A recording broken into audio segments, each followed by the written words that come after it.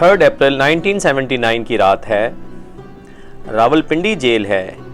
एक कैदी है जो अपने वज़न से तकरीबन आधा रह चुका था। मलेरिया और दीगर बीमारियों की वजह से बहुत कमज़ोर हो चुका था। सामने उसकी बीवी और बेटी है और वो खुद सलाखों के पीछे बंद है। जेल सुपरिटेंडेंट आगे आता है और कहता है कि अपने ख़ानदान से आज आखिरी मुलाकात कर लें। बेटी रोती हुई जेल सुपरिटेंडेंट से कहती है कि दरवाज़ा खोलो, मुझे अपने बाप के साथ लिपटने दो, उससे मिलने दो। सुपरिटेंडेंट इनकार करता है। ये कौन शख्स है? ये जुल्फ़कार अली भुट्टो है। माय डियर यंगस्टर्स, ये जो इंफॉर्मेशन आपको मैं दे रहा हूं ये किसी किस्म की कोई सियासी नहीं है, लेकिन चूंकि 4 अप्रैल जुल्फ़कार अली भुट्टो के साथ मुंसलिक है तो इसलिए मैं चाह रहा हूं कि थोड़ी सी मैं इसकी थोड़ी सी आपको हिस्ट्री बताऊं। प्रेसिडेंट रहने वाला, प्राइम मिनिस्टर रहने वाला, 71 से लेकर 1973 तक प्रेसिडेंट रहा, 1973 से 1977 तक प्राइम मिनिस्टर रहा। Educated politician. बॉम्बे से पढ़ने के बाद बार्कले यूनिवर्सिटी जो यूएसए की टॉप क्लास यूनिवर्सिटी है वहां दाखिल ले लिया और उसके बाद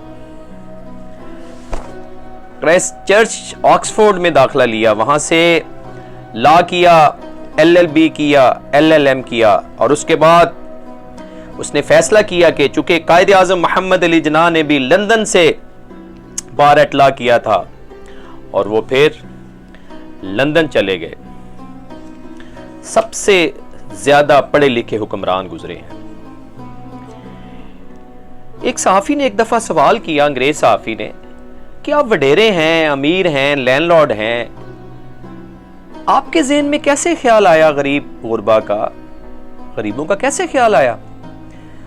तो भुट्टो साहब के ये अल्फाज, I got this from my mother,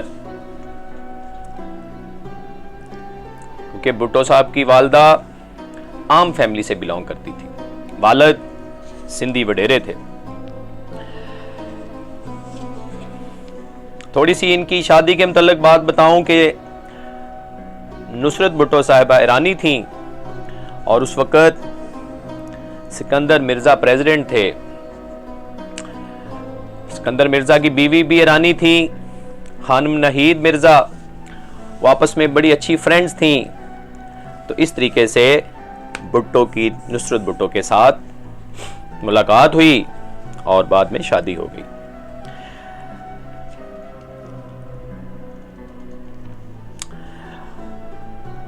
Ayub Khan भी सिकंदर मिर्ज़ा की काबीना में थे, लेकिन वक़्त गुजरता गया, अयूब खान फिर इक़्तिदार पे आ गया और भुट्टो को उसने यंग फॉरेन मिनिस्टर, वज़ीर ख़ारजा बना दिया। अयूब खान की पॉलिसी थोड़ी डिफरेंट थी, भुट्टो साहब की पॉलिसी थोड़ी डिफरेंट थी। सियासी नहीं है ये, जर्नल में थोड़ी सी थॉट बता रहा हूँ। भुट्टो साहब चाहते थे कि रूस और चाइना से हमारे टर्म्स मजबूत हों, खाली हमें यूएसए की तरफ, अमेरिका की तरफ ही नहीं रहना चाहिए, लेकिन अयूब साहब की डिफरेंट थॉट थी।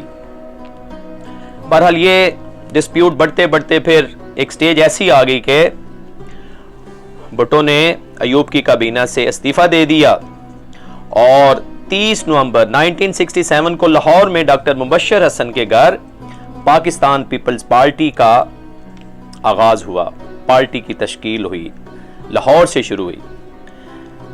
मोटो क्या था उसका, मंशूर क्या था कि इस्लाम हमारा दीन है, जमहूरियत हमारी सियासत है, इस्लामी मुसावात हमारी मईशत है और ताकत का सरचश्मा अवाम है।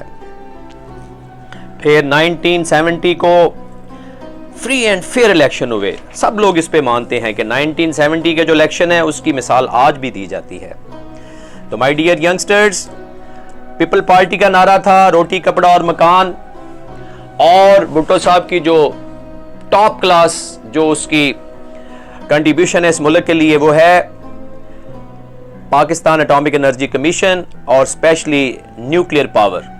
न्यूक्लियर पावर की बुनियाद भुट्टो साहब ने रखी।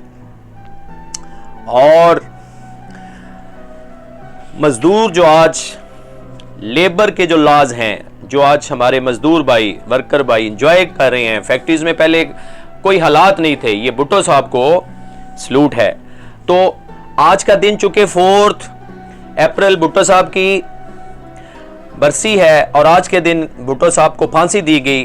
फांसी देने की भी थोड़ी सी बस थोड़े शॉर्ट टाइम में, चूंकि नवाब मोहम्मद अहमद खान कसूरी का लाहौर में कत्ल हुआ और ये फिर चलते चलते केस एक स्टेज आई के जब सियाह ने मार्शल लगाया तो ये मुकदमा चला और भुट्टो साहब के ऊपर ये साबित हो गया कि वो प्लानिंग करने वालों में से थे। तो इस तरीके से भुट्टो के पास बहुत सारी रहम की अपीलें, बहुत सारे जो भुट्टो साहब चुके बहुत सारे लोग जैसे मोहम्मद कज़ाफ़ी ने एक दफ़ा उसको कहा कि आप मुझे ऑर्डर दें, मैं कमांडो एक्शन के जरिए आपको यहाँ से निकलवा लूँगा।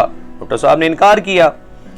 और इसी तरीके से बाकी मुख्तलिफ ममालिक के सरबराहों ने काफ़ी जो है ना वो सपोर्ट की, लेकिन भुट्टो साहब बिल्कुल जवान मर्द थे। एक दफ़ा जब एक ऑफिसर भुट्टो साहब के पास एक रहम की अपील लेके आया, कहता आप इस पे दस्तखत कर दें, तो भुट्टो ने बड़े ज़बरदस्त अल्फाज कहे। उसने कहा आपको पता है मेरा क्या नाम है? उन्होंने कहा जी मुझे पता है। भुट्टो ने कहा मेरा वालिद का नाम शाहनवाज भुट्टो। अच्छा अब बताओ कि आपके इस वक्त जो मार्शल लॉ चीफ है इसका क्या नाम है? ज़ियाउल हक।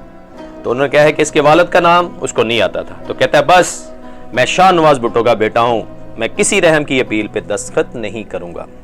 और आखिर में मैं ट्रिब्यूट पेश कर रहा हूं भुट्टो साहब को, कता नज़र इसके कि वो किस पार्टी से हैं। मेरा आपको पता है सब मेरे यंगस्टर्स को कि मेरा किसी किस्म की कोई पार्टी से कोई लिंक नहीं है, मेरा सिर्फ पैगाम मोहब्बत है। और मैं अपने यंगस्टर्स को ये भुट्टो साहब की अजीम शख्सियत के मतलब कुछ बताना चाह रहा था। और आखिर में मैं सिर्फ आज का मैसेज रिकॉर्ड कर रहा हूँ फैज़ अहमद फैज़ के इस शेर के साथ इसको वाइंड अप करूँगा।